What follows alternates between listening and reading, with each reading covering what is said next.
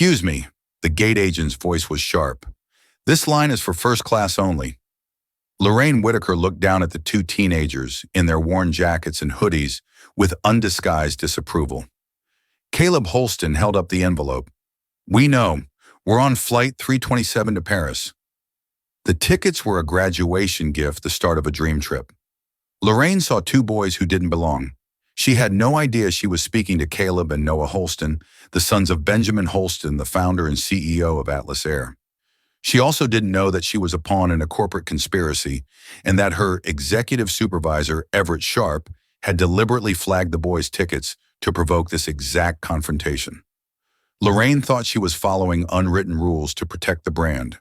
She couldn't possibly imagine that by tearing their tickets and drawing blood, she wasn't just creating a viral scandal.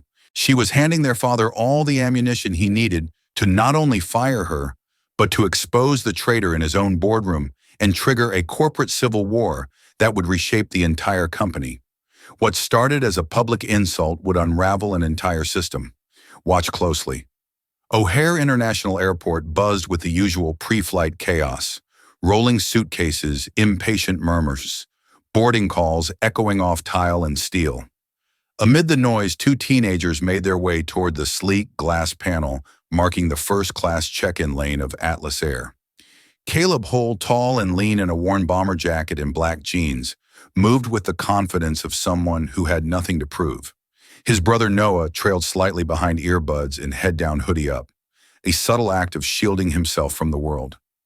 Both looked out of place among the pressed suits and designer handbags. They weren't out of place. Caleb clutched an envelope labeled in black letters, Flight 327, CDG First Class.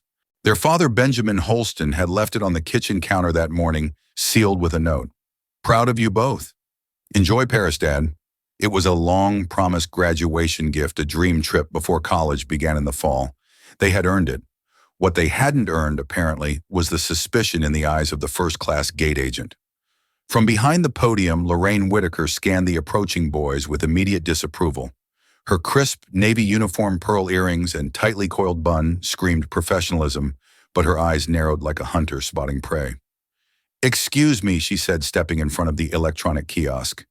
This line is for first class only. Caleb stopped, blinked. We know. We're on flight 327 to Paris. First class, he held up the envelope. Lorraine's smile was thin. You must be mistaken. Perhaps your parents were not mistaken. Noah said, his voice quiet but firm. He pulled out his passport. Our tickets are in there. Lorraine hesitated a beat too long before taking the envelope, her manicured fingers plucking it like it carried disease. She unfolded the tickets and scanned them with exaggerated slowness. Her mouth twisted. And how exactly did you get these? Caleb's eyebrows lifted. Our father bought them. Is he with you? He's meeting us at the gate. Noah said business emergency this morning. Lorraine pursed her lips. I'll need the credit card used for purchase. We don't have it, Caleb replied. It was a gift. The line behind them began to shift uncomfortably. A man in a navy suit checked his watch with an audible sigh. An older woman peered over her sunglasses, curious. Lorraine stared at the tickets again. You'll need to verify your identity and explain how minors ended up with $12,000 seats. We're 18, Noah said. Legal adults, barely, Lorraine muttered, then louder. We've had instances of ticket fraud. I'll need to verify these. We've done nothing wrong, Caleb said, stepping forward. Can you please just scan the tickets? Lorraine didn't move. She glanced at the gate agent beside her, whispered something. The agent looked down quickly, pretending not to hear. What's the problem? Noah asked. These tickets look suspicious.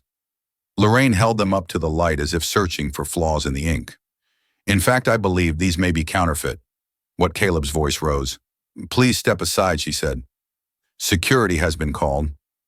You called security? Noah asked. For what you've presented suspicious documents. We need to be sure they weren't obtained fraudulently. This is insane, Caleb muttered. Just scan them. But Lorraine didn't. Instead, in one swift motion, she ripped both tickets in half. The sound, harsh, sudden, cut through the terminal's ambient noise like a gunshot. What the hell? Caleb lunged forward. Noah reached at the same time, grabbing for the pieces. One sharp edge sliced across his palm. He yelped and recoiled. Blood welled, instantly dripping onto the polished tile floor. Oh, wonderful, Lorraine said, stepping back with theatrical indignation. Now he's attacking me. Are you kidding me? Caleb shouted. You tore our tickets. He's bleeding. A voice murmured behind them. Phones were raised, cameras already recording. I need security at gate 17 immediately. Lorraine snapped into her radio. We have 2 hostile passengers attempting to board first class with fraudulent documents. Noah clutched his hand, breath shallow. I'm bleeding because of her. She cut me with her own ticket. I suggest you step away from the check-in area, Lorraine said. Before this escalates. No, Caleb said, jaw clenched. This is already escalated. You just accused us of theft, ripped our tickets, and hurt my brother. People stared now. The businessman from earlier had his phone out. The older woman gasped audibly. The gate agent looked like she might cry. I'm warning you, Lorraine said. Security is on its way. You can't do this, Noah, whispered voice trembling. We did nothing wrong. Lorraine looked him over, her gaze dripping with contempt. People like you don't just belong in first class. A collective inhale rippled through the bystanders. That's when the voice came, low but commanding. What the hell is going on here? Heads turned. Benjamin Holston strode through the terminal like a man born to own the space. 6'2" in a charcoal gray suit, silver at his temples, presence, heavy as a thundercloud. He wasn't flanked by assistants. He didn't need an introduction. Half the terminal recognized his face from business magazines. The other half recognized the fury in his eyes. Dad, Caleb started. Benjamin ignored him, taking in the scene. The blood on Noah's hand, the ripped tickets. Lorraine now pale and backing up. I repeat, he said, voice steel. What the hell is going on here? The moment Benjamin Holston stepped into the fray, the air in the terminal seemed to shift. Conversations halted. Phones lowered instinctively. The aura around him, confidence and precision command, wasn't cultivated for show. It was the byproduct of decades leading from the front, both in the skies and the boardroom. Lorraine Whitaker, who only seconds ago had wielded her authority like a sword, now visibly withered under the weight of his gaze. Benjamin took 2 strides toward his sons. He reached for Noah's hand first, inspecting the gash with practiced calm. Blood had stained his son's hoodie sleeve. His jaw clenched. You all right? He asked, voice soft enough that only Noah and Caleb heard it. Noah nodded, but there was pain in his eyes, not just from the cut, but from the humiliation. Benjamin turned, now addressing Lorraine. You tore up their tickets. Lorraine opened her mouth, but no words came out. She blinked rapidly. They presented fraudulent documentation. I followed protocol. Benjamin raised a brow. Protocol includes physically destroying documents and causing bodily harm. I didn't mean to hurt. You did. Security arrived just then. 2 uniformed guards flanking a supervisor. One of them made eye contact with Benjamin and froze. Sir, the supervisor began. They're with me, Benjamin said firmly. These are my sons. Any attempt to detain them will become a legal matter you're not equipped to handle. The guards backed off immediately. The ripple effect of that revelation was immediate. Passengers gasped. One woman actually dropped her phone. The businessman who'd been recording whispered something that sounded like, That's him, the founder of Atlas. Lorraine piled further. Mr. Hall, I didn't realize. No, he said. You didn't, and you didn't care to ask. He turned toward the gate agent, who was now trembling behind the podium. Print new boarding passes. First class flight 327 to Paris now. The agent nodded so fast it looked painful. Benjamin reached into his inner coat pocket and produced a monogrammed handkerchief. He gently wrapped it around Noah's hand. We'll have medical take a look before boarding. Caleb stood still, his face a storm of emotion. Dad, she accused us of stealing. I know, Benjamin said. His voice remained even, but Caleb could hear the thunder building underneath. The murmurs around them grew louder as more travelers realized what they were witnessing. Benjamin Holston, war hero, turned aviation mogul, the self-made founder of Atlas Air, was now confronting his own airline's frontline staff on camera for humiliating his sons. It didn't take long for the footage to hit social media. 20 years earlier, Benjamin Holston had been just another combat pilot stationed in the Middle East. Flight commander, Distinguished Flying Cross, the kind of soldier who didn't care for medals, only missions. When he returned home, he didn't have a corporate safety net or family fortune, just a relentless drive to build something that would matter. He started as a freight route manager for a small cargo airline in Ohio. Nights were spent sketching aircraft design improvements, mapping fuel-efficient flight paths, drafting what would become his business model. Atlas Air began with 3 retrofitted cargo planes and a rented hangar. 20 years later, it had grown into one of the top 5 transatlantic carriers in the world. Through it all, Benjamin had one rule: no special treatment for his family. That included Caleb and Noah. He wanted them grounded both literally and figuratively. They rode coach, earned their own allowances, mowed lawns in the neighborhood each summer. Their private schooling wasn't about elitism. It was about giving them the tools to build their own way forward. If someone respects you only when they know your last name, he often told them, they don't respect you. They fear your influence. I don't want that for you. The boys learned humility from an early age, but they also learned dignity, which is why what happened at Gate 17 cuts so deep. Back in the present, in a private VIP medical room near the terminal, a nurse gently cleaned Noah's hand. Caleb sat beside him, still fuming. Benjamin paced. "Dad," Caleb said, voice low. "She didn't just act out of line. She tried to make everyone think we were scammers." Benjamin didn't respond right away. He was staring at a muted television screen on the wall. News alert graphics flashed under shaky phone video of the incident. One anchor's voice overread, "Sons of Benjamin Holston, CEO of Atlas Air." "I know," Benjamin said finally. "You're not going to let this slide, are you?" Caleb asked. His father turned. The storm in his eyes had sharpened. "No," Benjamin said, "but I'm not just firing a gate agent." He walked toward the wall, tapped the screen to unmute the audio. The news anchor's voice filled the room. "Sources close to Atlas Air say the company has launched an internal review. Meanwhile, public outcry grows as video of the incident at O'Hare International." Benjamin muted the TV again. "This isn't about one woman," he said. "It's about a culture that gave her permission." He sat across from his sons. "You did the right thing. You stayed calm. You didn't escalate." "She cut me," Noah said, voice hollow. "And she's going to regret that. But not just because she hurt you.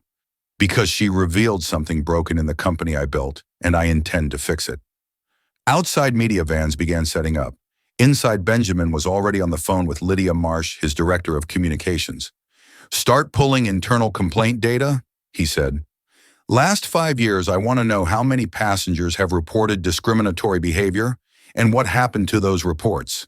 Lydia paused. "Should I keep this confidential?" "For now," he said, "but not for long. If there's rot under the floorboards, I want sunlight on every inch of it." In the corner, Caleb looked at his brother. Noah met his gaze. They weren't just passengers anymore. They were the lightning rods that had just sparked a corporate reckoning. Lorraine Whitaker sat alone in a backroom conference suite tucked behind the airport lounge, her hands trembling as she stared down at her phone. The video had gone viral. Her name was trending for all the wrong reasons. But this wasn't panic. It was anger. She had done what she was told. She had followed instructions, adhered to guidelines whispered in meetings and outlined in back-channel emails. This wasn't supposed to blow up. Not like this. The text message she'd been dreading buzzed on her phone. A name flashed across the screen. E.S. She knew better than to reply. Their conversations never existed in writing beyond one-word nudges, vague timestamps, and face-to-face directives. That was the point. But her stomach twisted as she opened the message anyway. "Hold position, we'll manage it." No apology, no offer to protect her reputation, just a command. Typical Everett Sharp, Vice President of Finance and Strategic Operations. Sharp had a reputation for being invisible until he needed to be seen. And when he was, it was already too late for his enemies. Lorraine had worked under him informally for over a year now, ever since she'd been brought into a hush program to elevate Atlas's premium experience. Back then, the pitch had sounded logical, even noble. Sharp had spoken in glossy phrases like brand integrity and preserving the exclusivity of luxury. But beneath the PR polish was something darker: a list. A literal internal list circulated among certain team leaders titled Passengers of Concern. Lorraine had been one of several senior crew members trained to quietly maintain standards in first class. There was no official policy. That was the genius of it.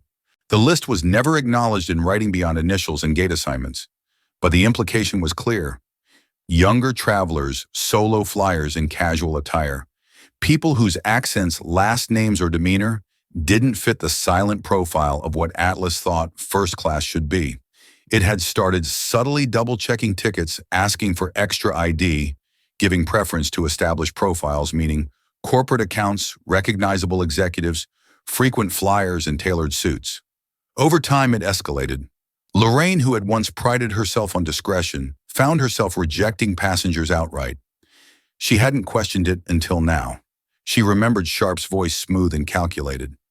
It's not discrimination if they don't know they're being filtered. You're just protecting the brand. And she had believed him.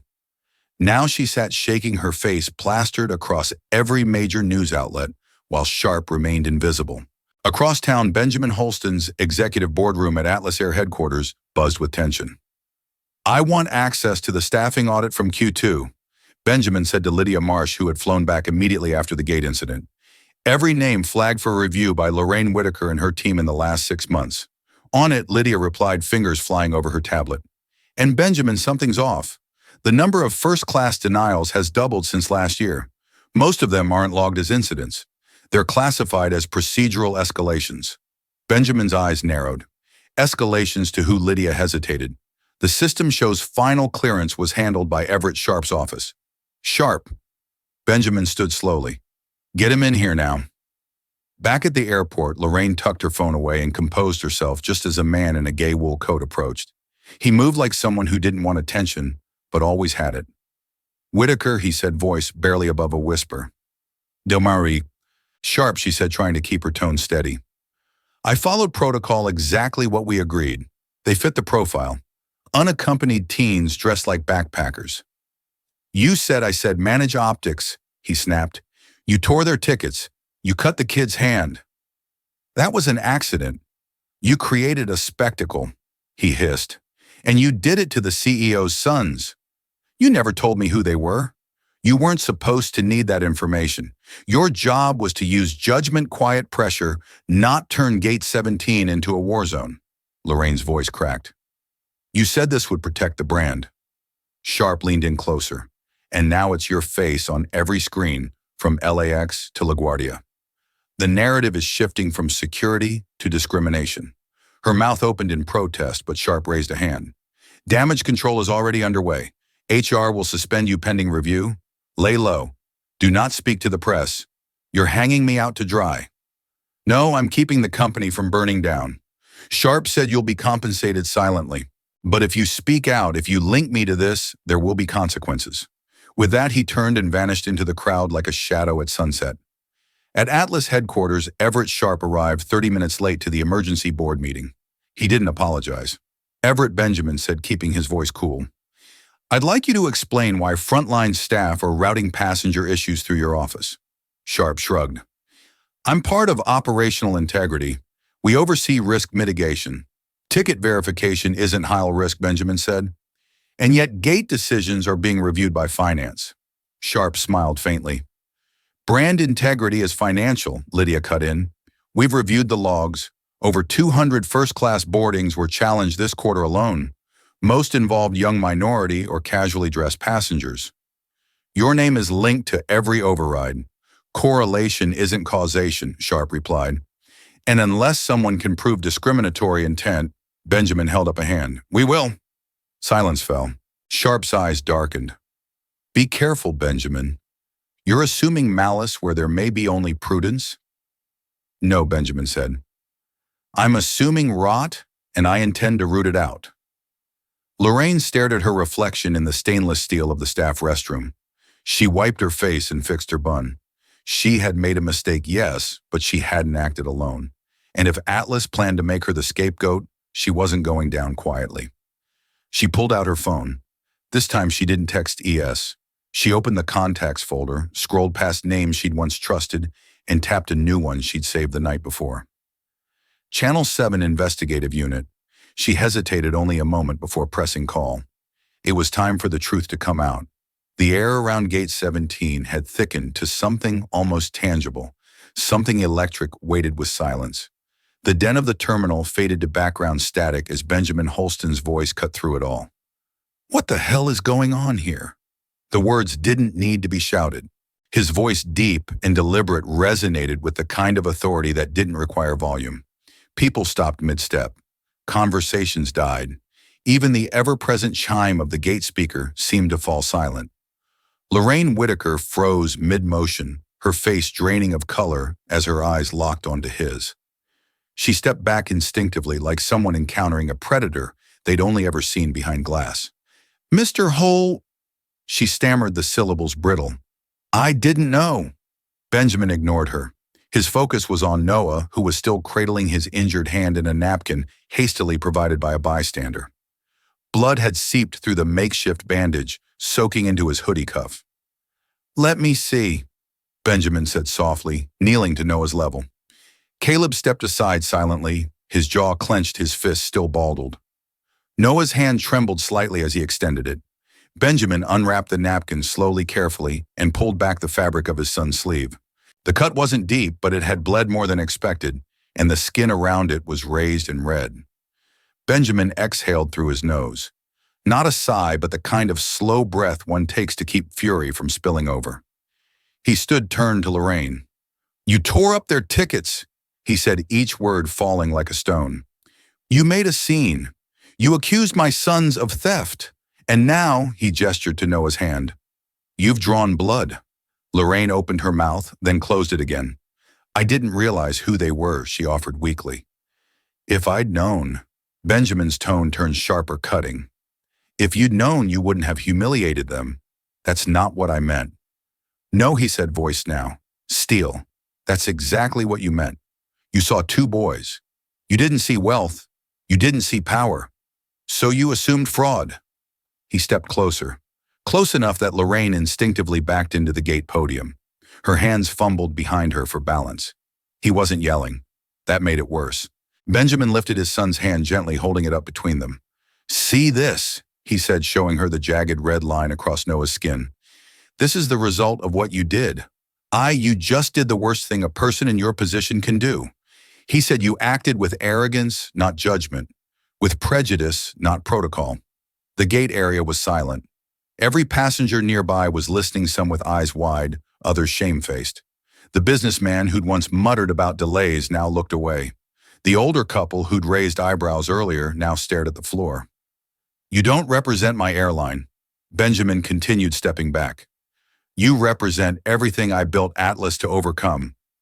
Lorraine seemed to shrink before their eyes. Benjamin turned to the gate agent beside her. "Medical now." The young woman nodded frantically and scrambled to call the on-site medical team. Noah shifted uncomfortably. Caleb still hadn't spoken. His eyes were locked on Lorraine, but not with hatred, just disbelief. Benjamin gently touched both his son's shoulders. "Let's get you cleaned up." But even as he said it, he turned back to Lorraine one final time.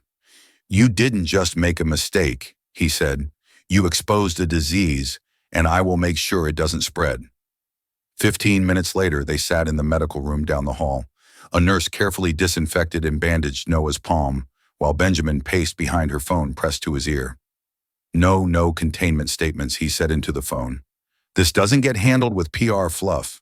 I want every gate interaction from the last 12 months reviewed. Start with Lorraine Whitaker's shift records, then expand." He paused, listening. "Send Lydia everything. She's coordinating now." He hung up. Noah looked up. "Is she going to get fired?" "She's going to get investigated," Benjamin said. "So is everyone who trained her, enabled her, or looked the other way." Caleb finally spoke. "Why do they even think like that? Why does how we dress matter more than what our names are?" Benjamin stopped pacing. "Because people are taught to trust patterns, but they rarely question who designed the pattern in the first place." The nurse finished dressing Noah's wound and smiled politely, offering water bottles. "You boys gonna be okay?" Noah nodded. "We're fine." Caleb looked to his father. "What about you?" Benjamin paused. "I'm furious," he said, "but not because of today, because I built this company to be better than this. And somehow, that wasn't enough." Back at the gate, Lorraine remained frozen, still trying to decide whether to sit, to flee, to hide. The gate agent beside her finally whispered, "They've taken him to medical." Mr. Holston said, "You're suspended." "I know," she muttered. The agent hesitated. "Why did you do it?" Lorraine didn't answer. She just stared out the window, watching the tarmac shimmer under the afternoon sun. In her mind, Sharp's voice echoed, "Filter quietly, maintain brand image. If they can't prove intent, they can't prove damage." Only now she realized damage had already been done, on camera in real time, to the sons of the most powerful man in the terminal. And perhaps, just perhaps, she wasn't the only one who would fall. In the medical lounge, Benjamin finally sat beside his sons. "You know," he said, looking at Noah, "when you were 6, you fell off the jungle gym and sliced your hand on a rock." Noah blinked. "I remember you wrapped it in your necktie." Benjamin smiled faintly. "I never thought I'd have to do that again at an airport." There was a beat of silence. Caleb spoke. "So what now?" Benjamin looked at them both. "Now," he said, "now we stop pretending this company is what I hoped it would be, and we start making it what it needs to be." He stood, buttoned his jacket, and offered his hand to Noah. "Let's board that flight." By the time Flight 327 lifted off from Chicago, the digital firestorm was already raging at cruising altitude. Within 2 hours, Hatch Atlas bias had surged to the top trending topic in the United States, beating out celebrity gossip, sports trades, and even a congressional hearing.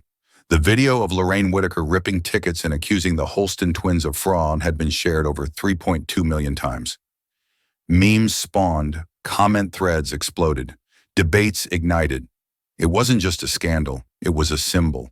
The sons of Atlas Air's own CEO publicly humiliated, wounded, and nearly barred from boarding because they didn't look the part. And the internet, fueled by outrage and incredulity, wasn't letting go. At Atlas Air headquarters, Lydia Marsh sat alone in the company's Crisis Operations Center, a nondescript suite with 4 wall-mounted monitors, a humming server rack, and an industrial-strength coffee machine that hadn't stopped brewing since dawn. A veteran of 2 major PR disasters at her last firm in New York, she was composed but alert. Like a surgeon during triage, she tapped through incoming alerts on her dashboard, media requests, employee DMs, legal department flags. But her focus was on something deeper. 3 years ago, before she joined Atlas, the airline had quietly restructured its internal brand oversight committee, an innocuous name for what essentially functioned as a high image control board. That committee, officially disbanded 18 months ago, had included representatives from finance, customer experience, operations, and one shadowy name that kept recurring in internal memos: Everett Sharp. She pulled up archived emails from the digital compliance database. Most were scrubbed, sterile language about enhancing brand cohesion and optimizing passenger fit. But then she cross-referenced them against old employee exit interviews. One flag note stood out. A gate agent who left the company 16 months ago had written anonymously, "We're not trained to serve. We're trained to screen." They won't say profile out loud, but everyone knows what it means. Lydia's fingers moved faster. She ran a search for internal communications, tagged with first-class integrity. Only 3 hits came up, but all had attachments. 2 were newsletters. The third was an internal memo labeled Q2 Enhancement Recommendations, Tier 1 Locations.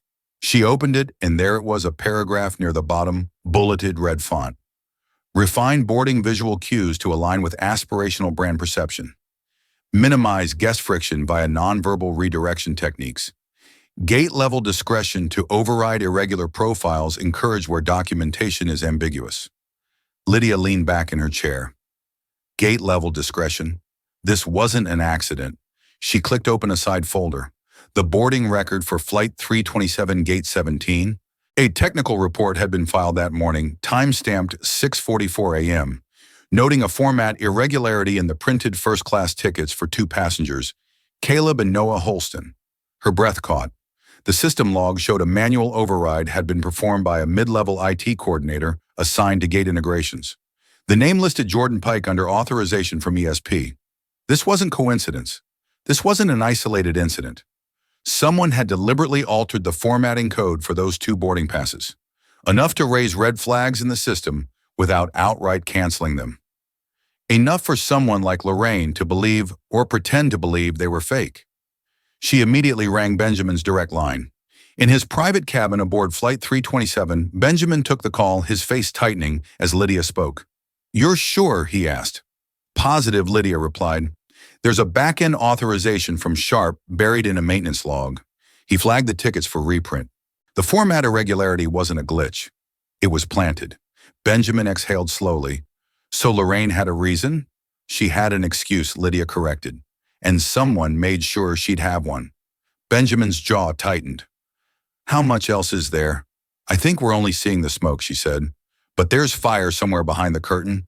I need full access to legacy email servers, Sharp's included. You'll have it, he said.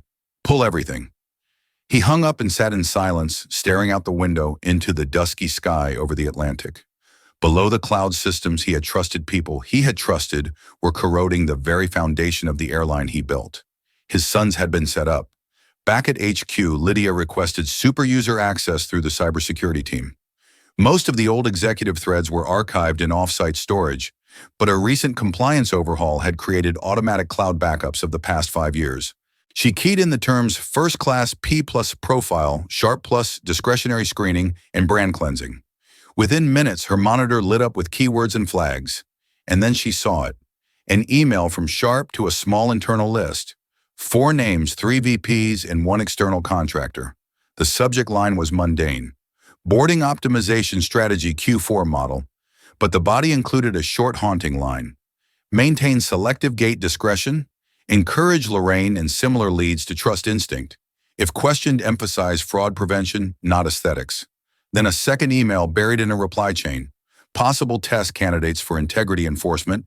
Gate 17, Flight 327. Caleb and Noah H. fit discretionary criteria. Proceed per protocol. Lydia didn't breathe for a moment. They weren't just targeted. They were a test. A live demonstration of a policy designed to look clean from the outside until it wasn't. She hit print. 20 minutes later, Lydia stormed into Benjamin's office, a thick folder in hand. She placed it on his desk, face set like granite. I have enough to burn him, she said. Benjamin opened the file, scanned the email headers, the attachments, the internal flags. He didn't speak for a long time. Finally, he looked up. This gets out. We're not talking scandal, he said. We're talking class action lawsuits, federal investigations, and a board that will panic. Lydia nodded. Then let's get ahead of it. Own it. Dig it out before someone else does. Benjamin closed the folder. No more smoke, he said. It's time to pull back the curtain. The early morning sun filtered through the floor-to-ceiling windows of Benjamin Holston's penthouse office, casting long streaks of gold across the polished wood floors. He sat at his desk, staring at the printed emails Lydia had uncovered. The weight of them wasn't just corporate, it was personal. His sons had been used, humiliated, and hurt. But now it was clear they had been marked long before they ever arrived at Gate 17. A knock at the door broke his silence. Come in, he said. Lydia stepped in carrying a folder thicker than the one she delivered yesterday. She placed it on his desk gently, as if it were a live wire. Backgrounds on the IT team, the security contractor, financial ties. And one other thing, she said carefully. Benjamin raised an eyebrow. Other thing, Lydia hesitated. You asked me to find out how Sharp knew about Caleb and Noah's travel plans. Who had access? Who leaked? Benjamin leaned back slowly, arms folded, and she opened the folder to a page with highlighted names. Flight manifest data was only accessible to 4 people outside your family, she said. 2 executive assistants, your travel coordinator, and your cousin.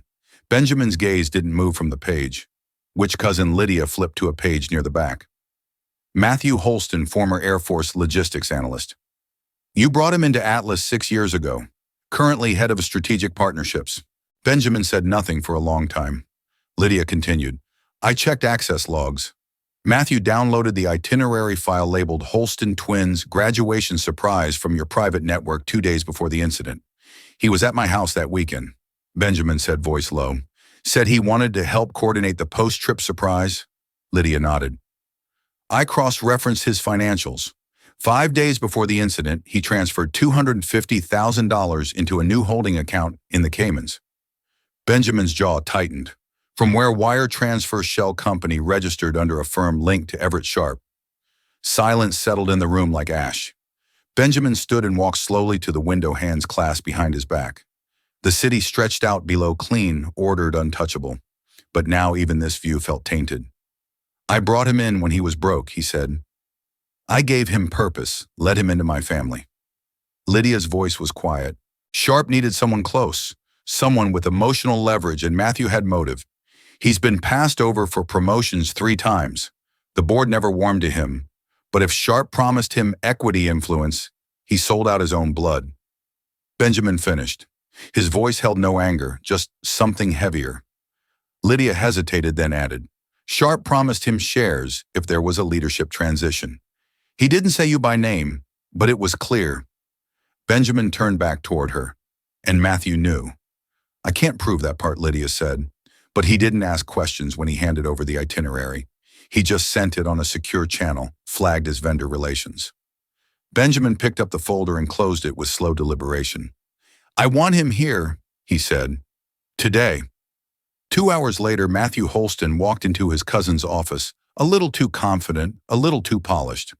The man had always been the charming one, smiling affable, the perfect spokesperson. But today his smile faltered at the sight of Lydia seated beside Benjamin, a thick file resting between them. You wanted to see me? Matthew asked, closing the door behind him. Benjamin gestured to the chair opposite his desk. Sit. Matthew did, eyes flicking between them. Benjamin didn't speak at first. He opened the folder, turned it around, and slid it across the desk. You recognize that account number? Matthew's face changed, but only slightly. He leaned forward, glanced at the document. I don't understand, he said smoothly, Lydia replied. That account was created 5 days before Caleb and Noah were flagged at Gate 17. The funds came from a shell company tied to Sharp's financial web. You accessed their itinerary before the funds landed. Matthew leaned back. That doesn't prove anything, Benjamin spoke quietly. It proves betrayal. I didn't betray anyone, Matthew snapped. You froze me out, Ben. You promised me a seat at the table when you took this company public. But when the time came, I got silence. That's not a justification. That's a confession. You built this place like a fortress, Matthew continued, bitterness rising. No room for anyone else to grow. I gave you loyalty, and you gave me crumbs. You gave Sharp access to my children, Benjamin said. You helped him stage a spectacle to undermine my name.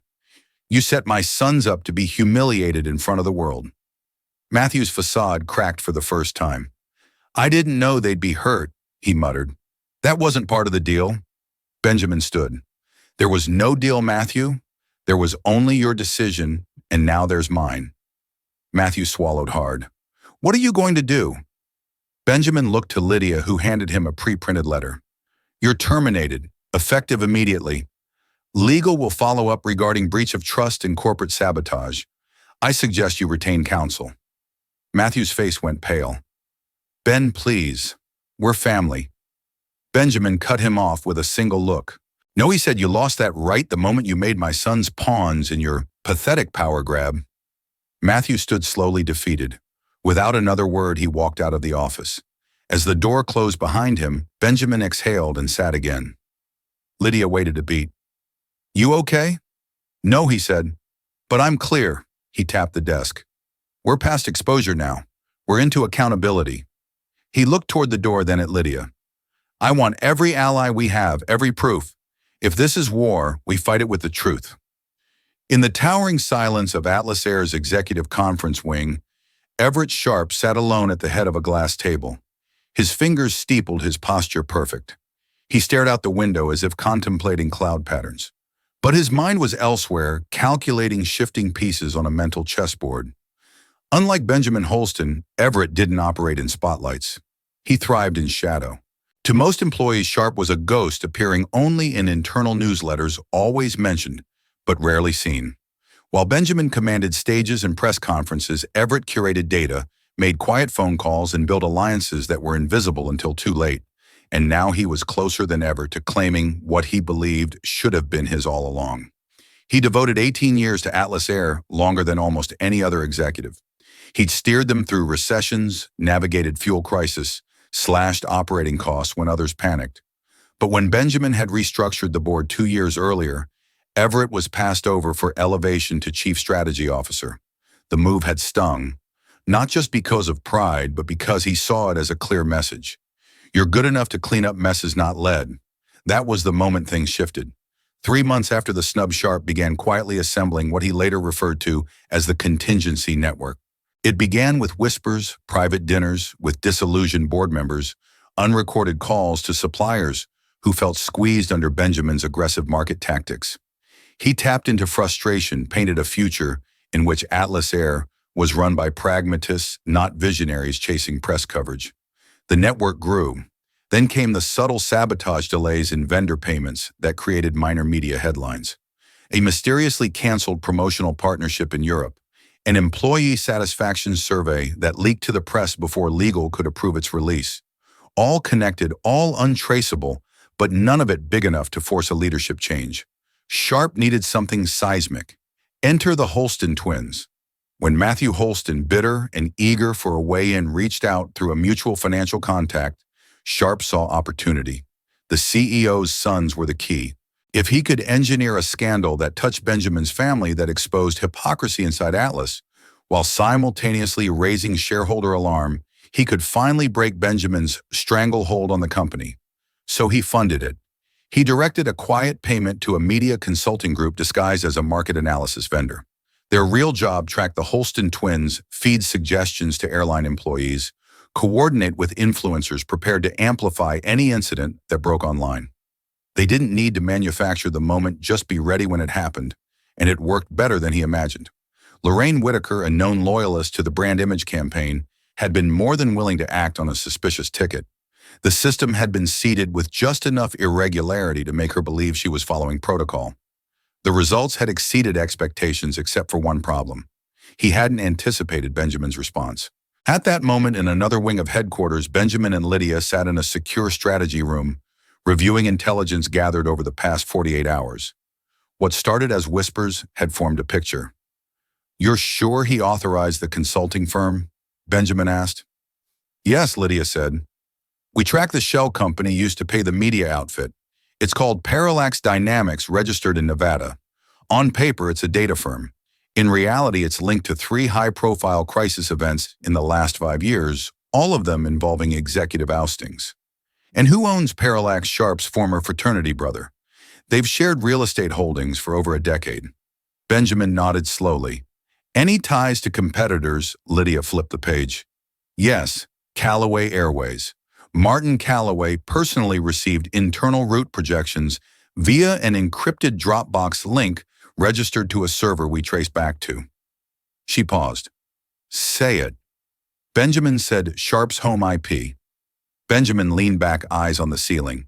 "So he wasn't just sabotaging from within, he was selling us out." Lydia added, "The link included expansion plans, high-yield route forecasts, and VIP customer data. If Callaway hadn't gotten greedy and tried to leverage it into a hostile bid, we might never have noticed." Benjamin stood, his jaw rigid. "Then it's time to bring the phantom into the light."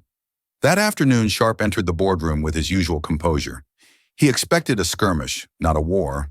The room, however, was full not just of executives, but attorneys, 2 federal observers, and a media liaison. Benjamin stood at the front, hands clasped behind his back. "Thank you for joining us, Everett," he said evenly. Sharp nodded slowly.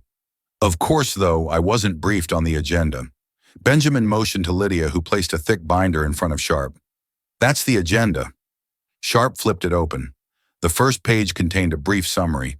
Subject: internal breach investigation, executive operations, data leaks, and coordinated misconduct. He turned the page. There was an email. His email, the one linking him to Parallax. "Where did you get this?" he asked, voice tight. "Does it matter?" Lydia asked. "You sent it." Sharp's gaze flicked around the room. "I'd like legal counsel present." "You'll have it," Benjamin replied. After this presentation, he turned to the room. "For the past 3 years, Atlas Air has been infiltrated not by outsiders but by its own leadership. Everett Sharp, our Vice President of Finance and Strategic Operations, has not only manipulated internal systems to destabilize passenger trust, but also sold confidential data to a competitor, all under the guise of preserving the brand." Sharp stood. "This is absurd." Benjamin raised a hand. "You orchestrated a campaign that led to the public humiliation of 2 teenagers, my sons, for the sake of a narrative. You violated every principle this company was built on." Silence. Sharp's face hardened. You have no idea how fragile your empire is. You think it runs on values. It runs on perception. Benjamin walked slowly toward him. Then let me reshape the perception. Starting now, he turned to the observers. Effective immediately, I am placing Everett Sharp on administrative leave, pending full investigation and prosecution. Legal will coordinate with the DOJ and FAA compliance. Sharp opened his mouth to protest, but security had already entered. They flanked him silent and professional. You'll regret this, Sharp hissed as they escorted him out. Benjamin didn't reply. He only said loud enough for the room to hear. We're done letting phantoms dictate our future. The replacement flight to Paris Atlas Air Flight 329 departed 3 hours behind schedule. But to Caleb and Noah, time felt strangely suspended. After the chaos, the press, the blood and accusations, they were finally in the air, wrapped in the pristine silence of first class.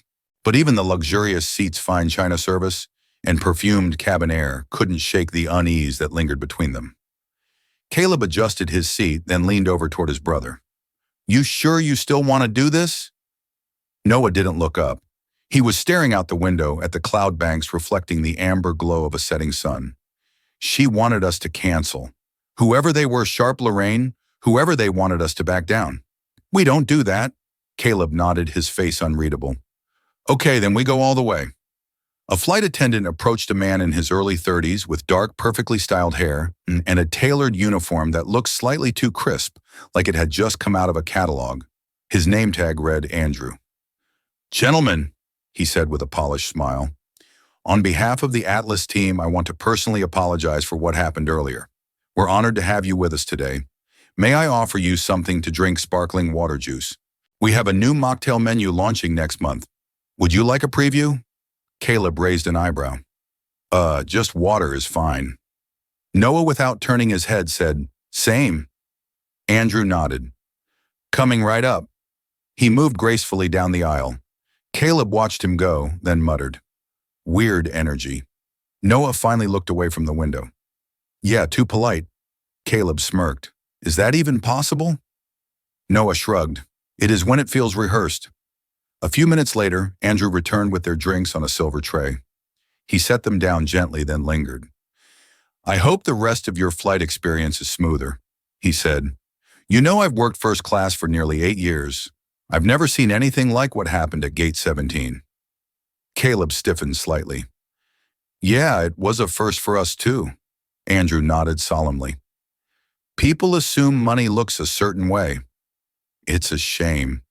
You two handled yourselves with dignity. Noah offered a polite smile, but his eyes were narrowing. Thanks. There was a pause just long enough to feel intentional before Andrew added, I was actually there earlier near the gate. Watched the whole thing from a distance.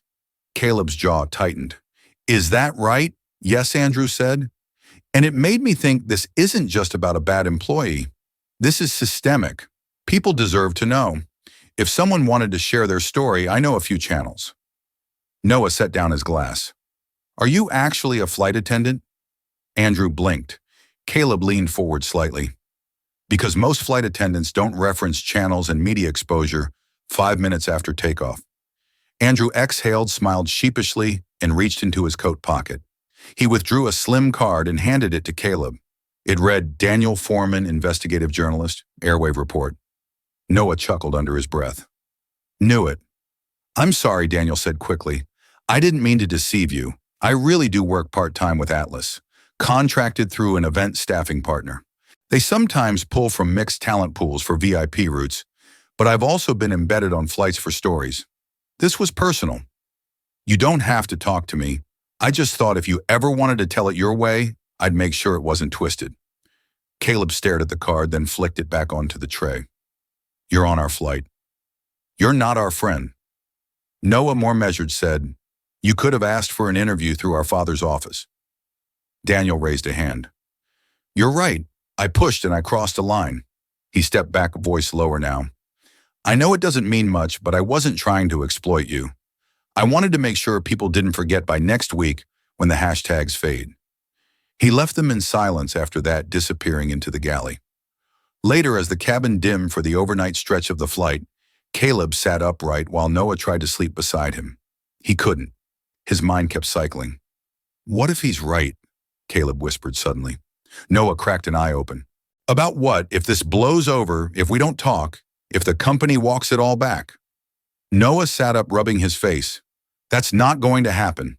Dad's not letting this go. Still, Caleb said, voice quieter now. I keep thinking about that moment when Lorraine looked at us like we didn't belong. It wasn't just about race or age or clothes. It was like she was trained to think like that. She was, Noah said. Caleb nodded. So how deep does it go? Neither of them had an answer. 2 rows behind them, Daniel Foreman sat typing quietly into his encrypted laptop. He hadn't lied. He'd seen a lot in his time covering aviation industry scandals, price-fixing FAA violations, predatory union busting, but this felt different because it was so personal, so deliberate. He wrote, "The whole incident isn't an accident, it's a pattern. A quiet culture engineered to look clean on the outside while filtering passengers based on a profile no one dares define in writing. But now the system has cut the wrong skin." He paused, then deleted the last line. Too poetic, not his voice. He typed again. This story isn't about 2 rich kids. It's about how we all get silently sorted into categories and what happens when someone says no more. He hit save. In the cockpit, the captain keyed the PA system. Ladies and gentlemen, we'll be descending into Charles de Gaulle in approximately 40 minutes. Local weather is clear and a pleasant 68 degrees. We thank you for choosing Atlas Air and wish you a memorable stay in Paris. As the chime faded, Noah glanced out the window again. The lights of Europe shimmered below, far too calm for what they had left behind. You ready to land? Caleb asked. Noah nodded. But I don't think we're touching down, he said. I think we're just getting started. The Atlas Air shareholder emergency meeting was called for 9:00 a.m., and by 8:15 the conference center was already packed. Investors, board members, legal observers, and media affiliates filled the vast glass atrium where the company typically hosted annual events. But this time, there were no glossy welcome kits, no smiling interns with coffee trays, just tension. Benjamin Holston stood behind a podium dressed in a crisp navy suit, eyes scanning the room like a general before battle. Lydia Marsh stood just to his right, her laptop linked into the main display. On the screen behind them was a single stark phrase, "Emergency vote, no confidence in executive leadership." A murmur rippled through the audience. Benjamin spoke first. Thank you for coming on short notice. I will make this brief.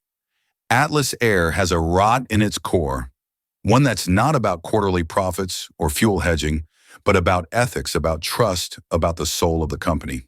He paused. Let the silence work. The events of the past week, culminating in a calculated act of discrimination against my sons, were not random.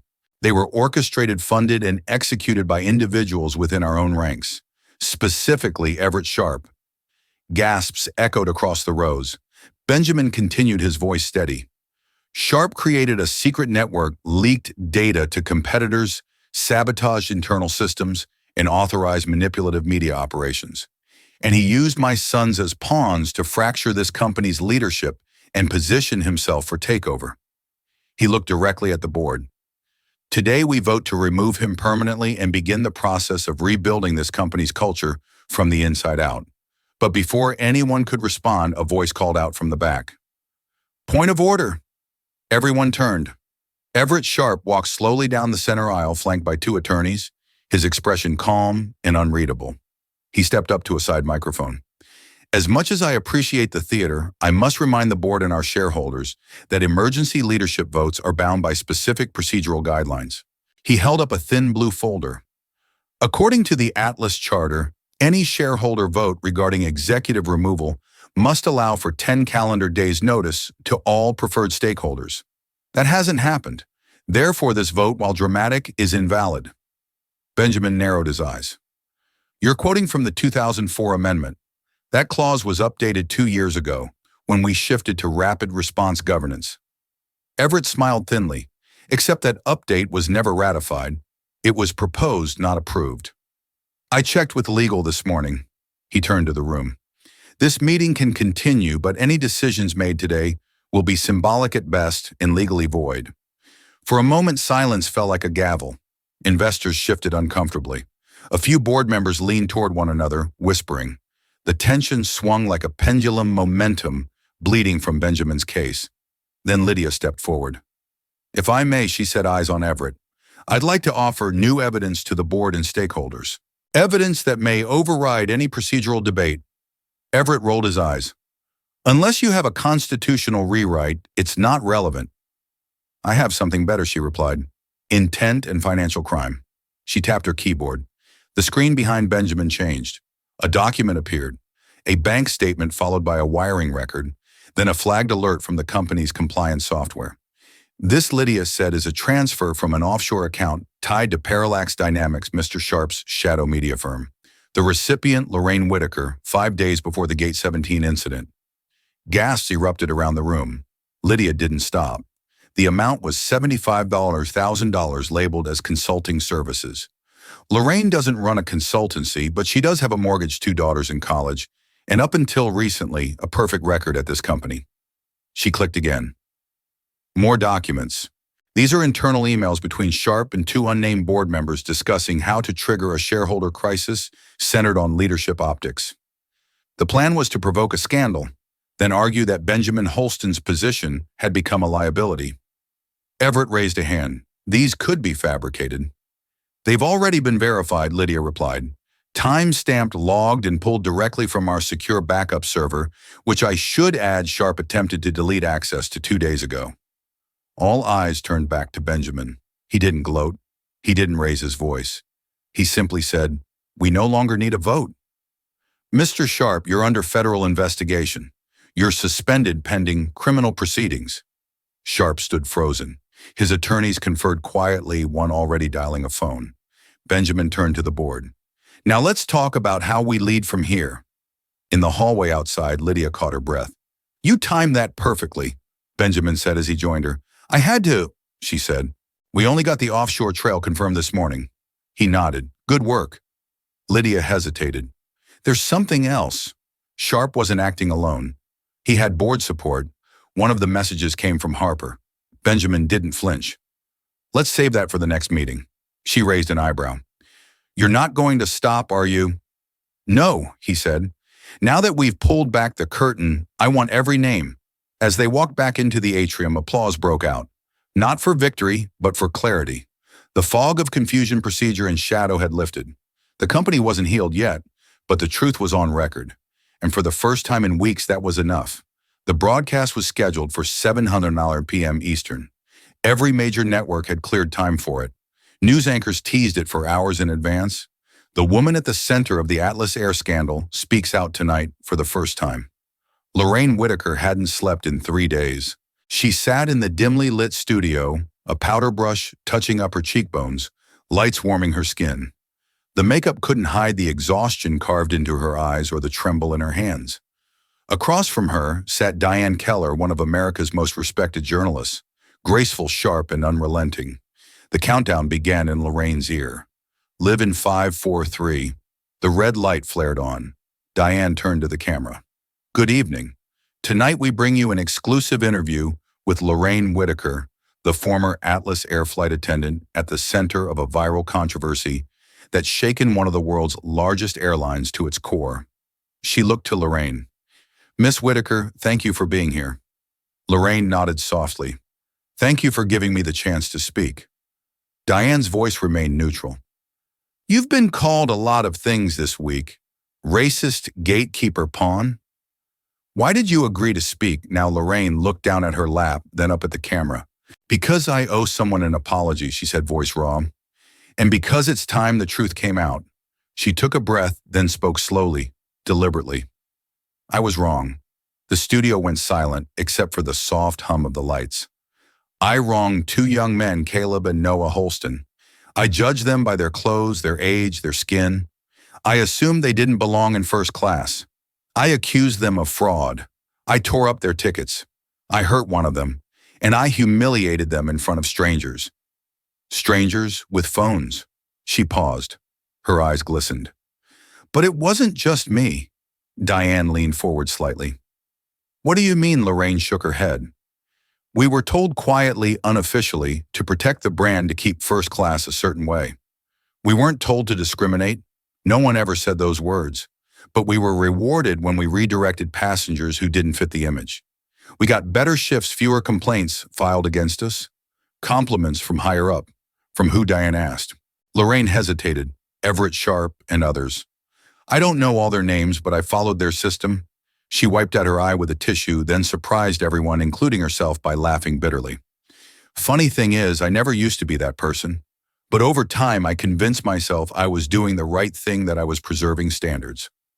Diane let the silence linger, and now she asked. Lorraine looked directly into the lens. Now I see it for what it was. Prejudice in a blazer. Discrimination dressed up as brand management. Then came the moment no one expected. Lorraine's voice broke. I had a son, she said barely above a whisper. Diane sat up straighter. Excuse me, a son, Lorraine repeated. His name was Malcolm. He wanted to be a pilot more than anything in the world. She reached into her coat pocket and pulled out a small creased photo, her with a young boy in a flight camp.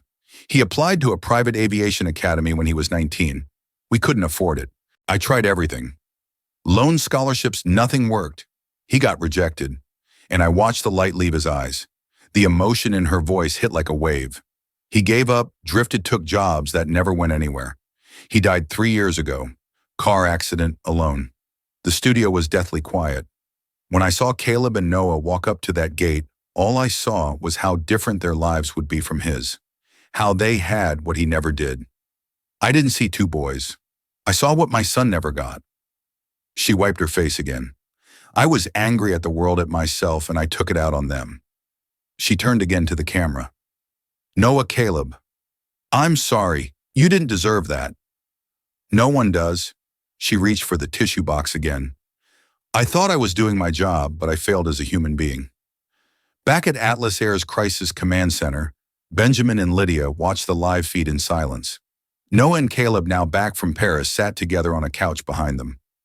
Neither spoke for a long time after Lorraine finished. Finally, Caleb exhaled. I didn't expect that. Noah looked down at the floor. She had a son. Benjamin nodded. Yes, in pain that hadn't healed. Lydia broke the silence. This will shift the narrative. You think people will forgive her? Caleb asked. They might not, Lydia said, but they'll understand her. Benjamin remained quiet, eyes still fixed on the screen. She confessed to the world, he said, not to escape punishment, but because she couldn't carry it anymore. He turned to his sons. You know what that means, don't you? Caleb nodded. It means she's not the villain. She's one of many who lost their way. That night, the internet roared to life again, but this time with something different. The hashtags changed. Nurses at last BS was still trending, but now alongside Chalrainy and redemption. Some were furious, others stunned, many conflicted. I hated her, but that interview wrecked me. She's broken and she's honest. We talk about accountability. That was it. Raw, real, forgivable. She's not off the hook, but she's not alone in this either. Atlas built her like that. The following morning, Benjamin issued a public statement. Ms. Whitaker's confession is a sobering reminder that systems fail people long before people fail each other. Atlas Air is committed to building a company where no one has to choose between compassion and compliance. And to everyone's surprise, Lorraine sent a personal letter to Benjamin's office, handwritten unprompted. It was short but heartfelt. I hope someday your sons will remember me not as the woman who broke their trust, but as the one who tried at the end to be honest. Thank you for showing more dignity in response than I ever showed in action. I'm sorry. I will be sorry every day. Benjamin didn't respond publicly, but he kept the letter in the top drawer of his desk. The boardroom was silent except for the shuffle of papers and the occasional anxious cough. The long mahogany table, usually a place of polished routine and shareholder confidence, now pulsed with uncertainty. Outside, the media lined the sidewalk waiting for the verdict that could determine the fate of Atlas Air. Inside, the mood was volatile. The board was split exactly down the middle. On one side, those who believed in Benjamin Holston's vision, however battered it had become. On the other, those who felt the scandal, the investigations, and the viral embarrassment had cost them too much. Stock had dropped 24% in the last 10 days. Corporate clients were pulling contracts. Analysts were whispering about instability. And then came the final blow. Martin Calloway, the CEO of Callaway Airways, strode into the room like a man who already owned it. His dark gray suit gleamed under the lights. Behind him were two attorneys and a merger specialist from Goldman Sachs. He didn't wait for an invitation. He took the floor. "Ladies and gentlemen," Martin said, his voice smooth as silk and twice as dangerous, "I come with a solution. Not a hostile takeover, not a PR stunt, but an offer of stability for your shareholders, your employees, your customers." He handed out a packet, one for each board member. "The terms are straightforward. Callaway Airways offers to acquire Atlas Air at a premium adjusted rate based on current market evaluation. The offer is firm, non-negotiable, and expires in 72 hours. Benjamin stared at the top sheet. The number was bold, calculated, ruthless. 60% of Atlas Air's pre-scandal market value. 40% below what we're worth, Benjamin said, his voice quiet. Martin smiled. What you were worth, not what the market believes you're worth now. A murmur swept through the room. Some board members were flipping through the offer.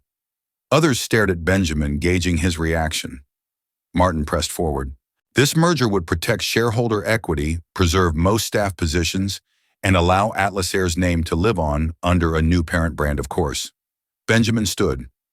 You're trying to pick over the bones of a company you couldn't compete with, Martin shrugged, or rescue it from a slow collapse.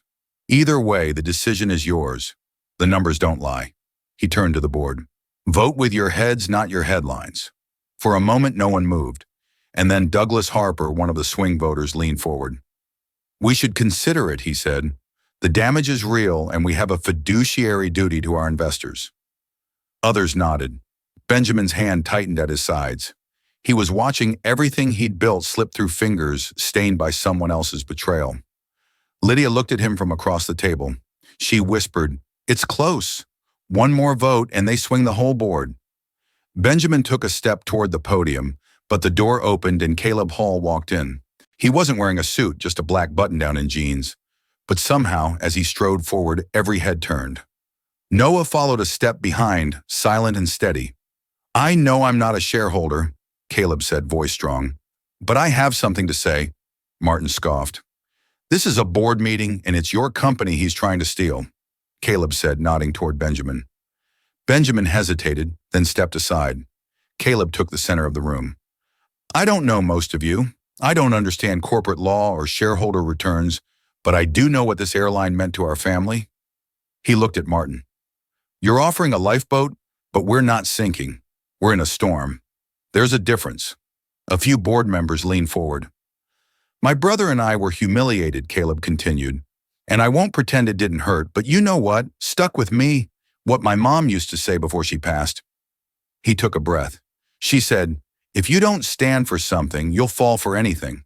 And the words hung in the air like church bells. She wasn't talking about stocks, Caleb said. She was talking about values, about who we are when it's hard, not just when it's easy. He turned to the board. You want numbers? Here's one. 17,000 tolerant employees count on you. 42 million passengers a year. This isn't just a business. It's a legacy. You want to sell it for 40 cents on the dollar because of bad press and scared investors? Go ahead, he looked at his father. But if you believe in the reason Atlas was built, don't sell it. Fix it. Silence. Then one board member, Marilyn Reyes, spoke. I've been on this board 12 years, and that's the clearest voice I've heard in weeks. She pushed the offer packet aside. I vote no. Then came another and another. Douglas Harper stared at his packet, then looked up. He exhaled. I vote no. A final count revealed it. The merger proposal was defeated by one vote. Martin's jaw tightened. He gathered his papers. You're making a mistake, he said. Emotion doesn't save companies. No, Benjamin replied, but it reminds us why they matter. Martin left without another word. After the meeting, Benjamin stepped outside into the crisp autumn air. Caleb and Noah joined him. You didn't have to do that, Benjamin said. I know, Caleb replied. But you raised us not to back down. Benjamin looked at both sons, then nodded. Your mother would be proud. Noah smiled faintly. She's the reason we stayed standing. Benjamin turned to Lydia, who stood nearby. "We just bought ourselves time," he said. "Let's not waste it," she nodded. "We rebuild from the bones up." And so began the final phase. Not survival, but redemption. 6 months later, the headquarters of Atlas Air looked nothing like it did during the storm. Gone were the stiff marble hallways and austere executive suites that once symbolized corporate prestige. In their place, sunlight-open glass wall, displays showcasing customer feedback, employee milestones, and framed photos of everyday passengers who had become unexpected heroes during the company's reckoning. The company had survived the scandal, but more than that, it had been reborn. At the center of it all stood Benjamin Holston, no longer the untouchable aviation mogul behind a fortified desk, but a man who had faced his company's darkest truth and walked through it carrying only integrity and purpose. He had not been removed. He had not resigned. Instead, he had rebuilt. On the tarmac at Chicago's O'Hare International, a massive banner rippled above a freshly painted Atlas aircraft. Its new livery shimmered in metallic blue and white, with one phrase stretched proudly along the fuselage: "Clear skies, initiative, dignity" in every seat. The initiative was the culmination of everything Benjamin, his team, and his sons had fought for: a public, measurable commitment to equitable hiring, unbiased service training, and full transparency in customer treatment policies. On the DE ice near the jet bridge, Benjamin stepped up to the microphone. His sons Caleb and Noah stood behind him, flanked by Lydia Marsh and several newly appointed department heads, half of whom were promoted from within after a comprehensive audit revealed years of suppressed potential. 6 months ago, Benjamin began, "This airline was on the edge not just of a PR crisis, but of forgetting who we were." He paused, scanning the crowd. "We built Atlas on the idea that excellence could come from anywhere but somewhere along the way. We let fear and familiarity reshape that idea into exclusivity." He gestured toward the plane behind him. "Clear skies is not a PR campaign. It's a promise. Every passenger deserves respect. Every employee deserves opportunity. And every child, regardless of background, deserves to board a plane without wondering if they belong." A wave of applause followed. Benjamin turned toward his sons. Caleb and Noah didn't just experience injustice. They stood against it quietly, powerfully, without raising their voices or throwing punches. They let their dignity speak. More applause. Behind the crowd, a woman stood partially in shadow, wearing a plain blouse and holding a small envelope. She didn't approach the stage. She didn't speak, but she watched. It was Lorraine. She had not returned to Atlas Air. After her public confession and voluntary cooperation with the federal investigation, she chose not to fight for her position. Instead, she quietly began working with a nonprofit that helped underprivileged youth access aviation careers. No interviews, no book deals, just work. A month after the scandal, she mailed a letter, handwritten, personal, and addressed not to Benjamin but to Caleb and Noah directly. "Dear Caleb and Noah, you don't owe me forgiveness, but I owe you the truth. I let bitterness blind me. I let my own pain define how I saw others. I looked at you and saw what my son never had. And instead of feeling hope, I felt resentment. That wasn't your fault. I am so deeply sorry. You showed me what grace looks like. Thank you for not becoming what the world tried to turn you into that day." Lorraine Whitaker. Noah kept the letter in the drawer beside his bed at Columbia. Caleb kept a scanned copy in his cloud storage next to flight training manuals and tech startup drafts. Inside Atlas, the reforms didn't stop with new paint and new slogans. Under the Clear Skies Initiative, customer service staff underwent immersive bias and empathy training, mandatory, certified, and recurring. Promotion pathways were overhauled to ensure qualified employees from all departments and backgrounds had access to leadership roles. All customer complaints were routed through a new independent ethics committee composed of employees, passengers, and community leaders. Anonymous reporting systems were upgraded, and every manager was now rated on inclusion as well as performance. And perhaps most significantly, Atlas Air launched the First Class for All scholarship, partnering with aviation schools to sponsor young talent from underserved communities who dreamed of flight. The first recipient, a 17-year-old girl from Atlanta named Marley, who wanted to be a pilot like the ones who don't flinch when you tell them where you're from. When she boarded her first training flight, she wore a pin on her lapel that read, "You belong in this sky." That evening, as the ceremony ended and the media cleared out, Benjamin sat on a bench near the edge of the runway, Ty loosened jacket folded beside him. The sun dipped low, bathing the tarmac in copper and gold. Caleb walked up behind him. That was a hell of a speech. Benjamin smiled. Wasn't about the speech. Noah joined them carrying 3 cups of coffee. It was about the silence after Benjamin accepted the cup. That's when you know people heard it. For a while they sat in peace watching the planes lift off one by one. I've thought a lot about what you said in that meeting, Benjamin said, glancing at Caleb. The quote, he nodded. If you don't stand for something, you'll fall for anything. Your mother used to say that all the time. Caleb chuckled. She said it to me once when I dropped a math class because I didn't like the professor. Noah smirked. And you still barely passed trig. They all laughed. Then Benjamin grew serious again. Thank you both of you for standing when I couldn't. Caleb shook his head. You never stopped standing, Dad. You just needed us to remind you which direction. Noah raised his coffee. To clear skies. Benjamin clinked his cup with theirs. To never forgetting what it took to earn them. Atlas Air didn't become perfect overnight. There were still delays, complaints, weather. People, after all, were people. But one thing had changed. Now every flight carried a legacy born not from branding, but from truth. And every passenger carried the hope that maybe, just maybe, the skies above them had room for everyone.